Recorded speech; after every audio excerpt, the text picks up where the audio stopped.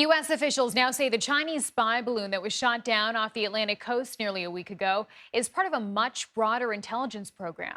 CBS News congressional correspondent Nicole Killion joins us now from Capitol Hill with more. Well, that is what we're learning, according to various U.S. officials, that potentially this balloon did have the potential to monitor or pick up communications. Obviously, this is still ongoing into the investigation of this balloon as U.S. officials tried to retrieve components of it and really piece together what it was designed to do, what it was aimed to do. But certainly there remain a lot of questions here on Capitol Hill, and not only about how this balloon was taken down, but also kind of potentially what this means for U.S.-Chinese relations and how strategically the U.S. moves forward in that regard. Nicole, I want to ask about how lawmakers on Capitol Hill are responding to all of this. The House, we know, voted unanimously to condemn China. But what does that really mean? Is that just symbolic?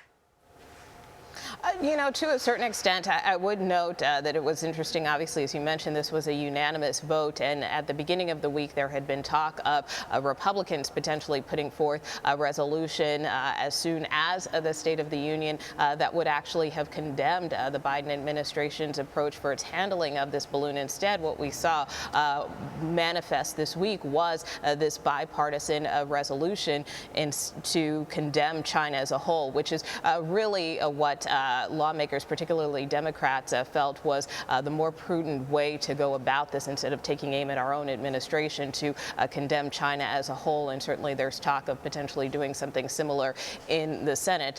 But symbolic or not, certainly this was the House of Representatives trying to take a stand on this balloon. It's already gotten some reaction from China, which pushed back against this resolution. And so, again, not only was this a statement on behalf of the Congress, but really because there is so much outrage here on Capitol Hill, certainly a way to define the Congress's position on the issue. I would think that some of that outrage is also sort of internal. I mean, it's not like we don't know that China is spying on the U.S., but the fact that it took us so long to find out about this particular program has got to have lawmakers asking questions.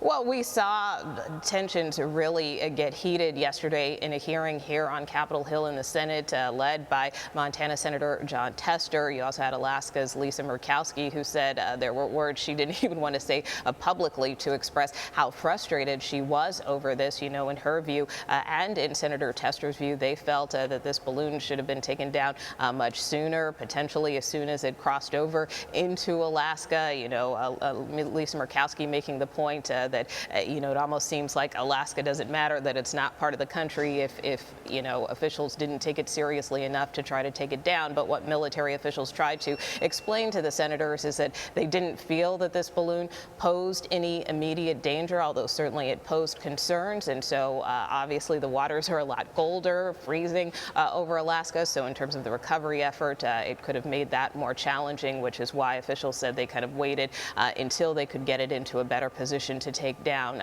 But still, this is one of many hearings that lawmakers here on the Hill are calling for. We certainly expect more in the coming weeks. And of course, next week, important to note that there will be another briefing for senators here on the Hill regarding China. This was scheduled before the balloon incident, but certainly those conversations likely continue as these briefings continue here on the Hill. Nicole, what's this that we're learning about American-made technology that may have been found in some of that debris?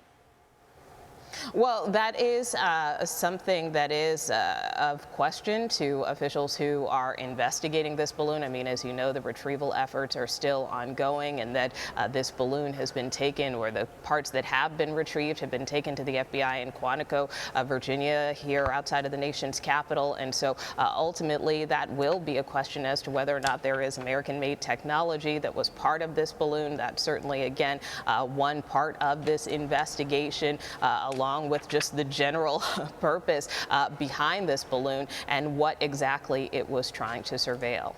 All right, Nicole Killian, lots to follow on this story. Thanks so much. You bet.